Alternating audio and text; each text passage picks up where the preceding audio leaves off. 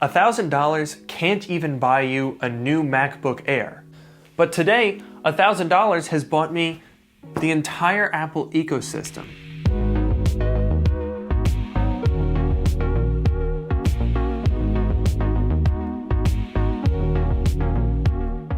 This video is sponsored by Decluttr. They sell everything from MacBooks to iPhones to iPads, and they reached out when they heard I was working on this video to provide you guys with a 10% discount code on their entire store. Decluttr products are thoroughly inspected and go through a 70-point refurbishment process, and they all come with a 12-month limited warranty included for free. Decluttr already has over 2 million happy customers on Amazon and eBay, and they've sold over 3 million products in the last 12 months alone. Stay tuned to hear more later in the video. The Apple ecosystem can be somewhat controversial because it's great once you're in it, but it's a very expensive club to join. If you go on Apple right now and you buy the base model MacBook Air, the iPhone 11, the 10.2-inch iPad, and the Apple Watch Series 5 40mm, it is going to cost you $2,528.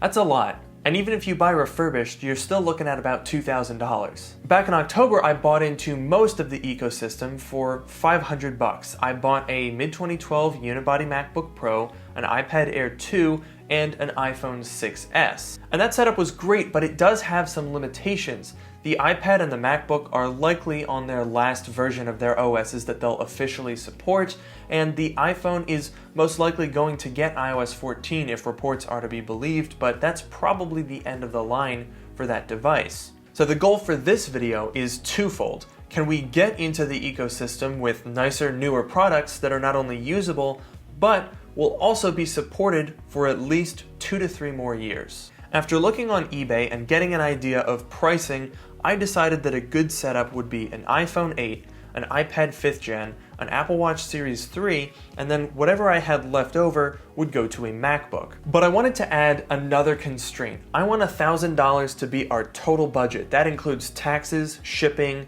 chargers, everything. I spent hours combing through eBay listings and ended up with my final purchases. A gold 64GB iPhone 8 for $224, a 32GB space gray iPad 5th gen for $140, an Apple Watch Series 3 42mm space gray with black sport band for $150, and finally a mid-2014 13-inch MacBook Pro, which came in at just $379. Oh boy, looks like Christmas came early. Or late? So I'm feeling the iPad. Let's start with the iPad. And there we have an iPad. This is some good ASMR here. That's good.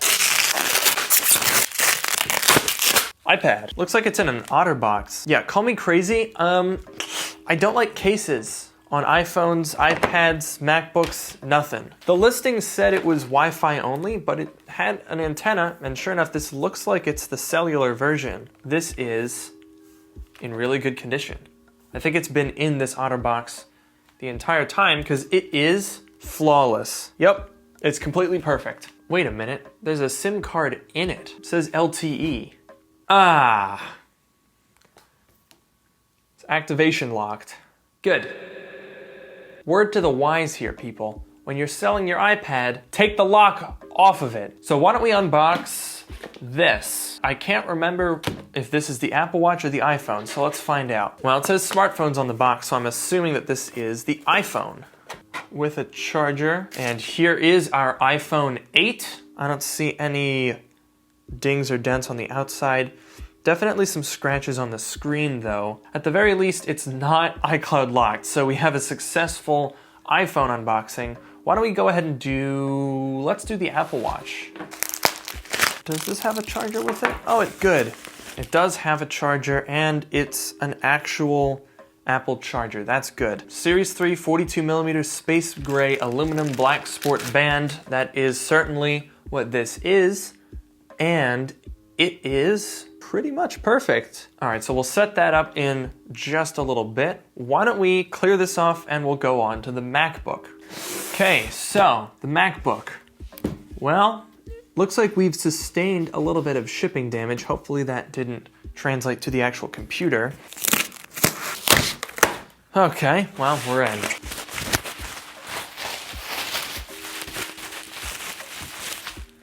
And there we have it. This is a 2014, I believe, 13-inch Retina MacBook Pro, although it's really not any different from the 2013, so it doesn't really matter. Okay, so doing the inspection here, we've got a minor dent on the lid, a little bit of wear on the palm rest, but nothing major. It's not iCloud locked, which is fun. 13-inch mid-2014, 2.6 gigahertz Core i5, 8 gigabytes of RAM. Everything looks all in order here. The iPhone looks good. The Apple Watch looks good. The only thing is that iPad activation lock. I guess I'll have to either get it removed or order another one. Now the total for all of this stuff was like $950, and I don't think this MacBook, no, it doesn't have a charger, so I'm gonna have to buy a charger. But once I get that worked out and figure out that iPad situation, we should be good to go. Fortunately, the iPad seller recognized their mistake and sent me a replacement unit. So once I got that and bought a replacement charger for the MacBook Pro for $26.56 shipped, we've got ourselves an ecosystem for $986.66 total. So let's see how everything works together here. What features do we have in this full setup that in total costs less than the cheapest new MacBook? Well, handoff, iCloud, and AirDrop, arguably the most useful features of the Apple ecosystem, work perfectly across all of these devices. Everything here can receive messages through iMessage, photos will sync across all of these devices, and iCloud Drive means documents are available across all of the platforms. Every single device is a piece of the Apple puzzle, and it works brilliantly. So what features are we missing? Well, on the Mac, we're missing True Tone Display, Touch ID, and Sidecar. We're also going to be missing out on the newer iPhone 11 design language, as well as Face ID on the iPhone, and with the Apple Watch, we're missing out on the ECG feature, the larger display, and the always-on screen of the Series 5. And then on the iPad, we're missing out on the larger 10.2-inch display compared to our 9.7-inch one, and Apple Pencil and Smart Keyboard support. Now, that's not a very long list of features, and I would consider most of those to be non-essential, in that you can be just fine and feel like you're a part of the ecosystem without them. But more importantly than the feature set is how well everything runs. The iPhone 8 has the same innards as an iPhone 10, and thus it has no trouble at all running iOS 13. It's got 4 efficiency cores and 2 high-performance cores, so it's very optimized for performance and efficiency. In fact, it actually benchmarks higher than the Core i5 4278U in the MacBook Pro. Like, a lot higher. It's kind of crazy. As a result of the A11's crazy optimization thanks to those efficiency and performance dedicated cores, the iPhone 8 gets pretty respectable battery life too. I was able to get through a full day with about 20% remaining. The MacBook Pro also has surprisingly solid battery life. This one has 135 cycles, which is fairly low, and in my longest stretch I was able to get 7 hours of continuous web browsing, document typing, and general use before going on to reserve power. Definitely respectable. The Apple Watch made it through a full day with about 30% battery remaining, and in my longest stretch with the iPad, it dropped about 25% in just under 2 hours. All in all, I have not had any issues with battery life on any of these devices. That does stand in contrast to the $500 ecosystem where the iPhone had to be recharged in the afternoon in order to get through the day. The iPad would get pretty hot and was kind of slow because of its older A8X chip, and the MacBook had maybe 4.5 hours of battery life at most. Also, last time I had to sacrifice a retina display on the MacBook so that I could hit the target budget, whereas this time we have an all retina lineup, so everything looks fantastic across all of these devices. I picked this lineup specifically because of how balanced it is.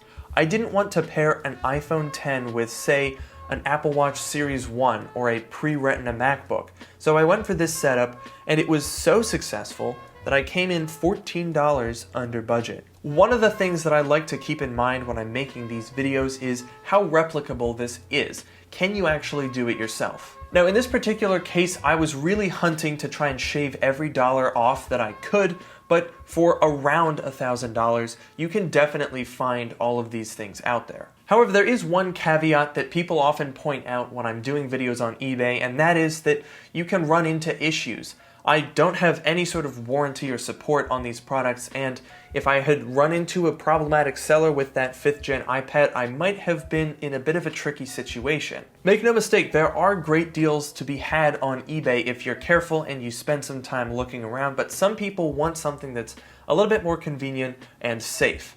And that's why today's video sponsor, Decluttr, reached out to me. When Decluttr heard about the project that I was working on, they sent over some links to their website, and as it turns out, you can pick up these same products, an iPhone 8, 32GB iPad 5th gen, Apple Watch Series 3 42mm, and a 2014 13-inch MacBook Pro for a total, and keep in mind some of those are already discounted, of $1,025. However, with my coupon code, you can take 10% off the original purchase price for a total of $976.50. So how about that? The ecosystem is definitely achievable.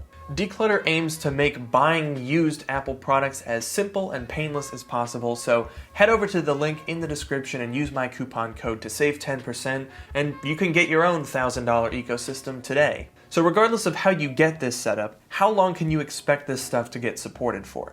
Well, the 2014 MacBook Pro is the oldest thing here, and it's probably going to be the first one to get dropped eventually. The iPhone, iPad, and the Apple Watch are all from 2017, so they're only 2 or 3 years old, which means they're probably going to be supported for at least 3 to 4 more years. So overall, this setup should be good for about 3 years, probably more if I had to guess, but to be safe, we'll say 3 years from now, which is honestly not bad for a $1,000 4-device full ecosystem. So I'm curious to know what you guys think. Was there something about this combination that you would change to maybe get a better setup, something that would last a little bit longer? Let me know your thoughts on this video in the comment section below and over on my subreddit, which is also linked down in the description. And of course, don't forget to like, comment, and subscribe. Please consider following me on Twitter @LukeMiani.